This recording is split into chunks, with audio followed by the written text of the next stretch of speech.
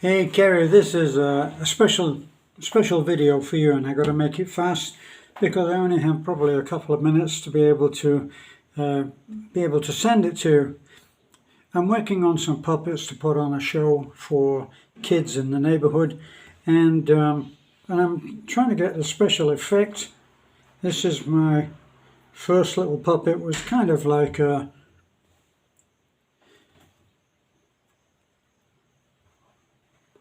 Muppet show thing. Doesn't require me to be a ventriloquist. Now, what I want to do to show you, I've just put this together just to show you, and this is what I'll be making the mold from.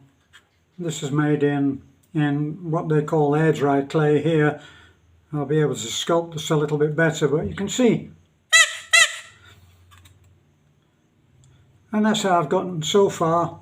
What it needs to have a trigger which must go in here. And let me see, I should have unpacked this before. I actually got this because I thought that it might be possible. See, there's no batteries included, of course, but you can see that there's a trigger, right? When you press the trigger, you get it will on off the fan, and the fan is going to be going around on the spindle.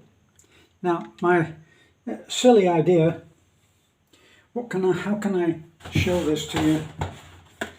I should have got this already before I started, shouldn't I? But just to put this mock up, supposing I could put something like this onto this. This is not going to work. The spindle is far too light, so I need to get something that does exactly the same thing and is heavier duty. And what it would have on it would be this. And what I want to be able to do is to spin this around. So one little thing, and it would spin fast, so you get a terrific amount of movement in for that one little thing. And of course it has to go in the back of the puppet. Well, this is obviously going to be a head which will take this little balloon thing, which you need to be, so you need to be able to do this and yet still switch the head or the wig to be going around. I just thought it would be a funny little thing which would appeal to kids. What my question is, as you are the mechanic and look at the world in a mechanical engineering way, is how can I find something that is already manufactured like this? This is a great idea, right?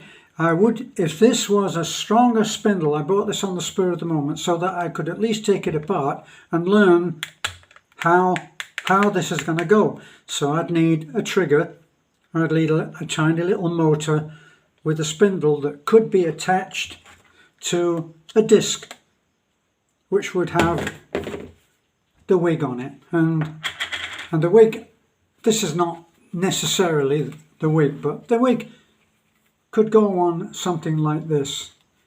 It's mounted on something, so it would be mounted on something, and then probably onto this, and then onto this little spindle that goes around.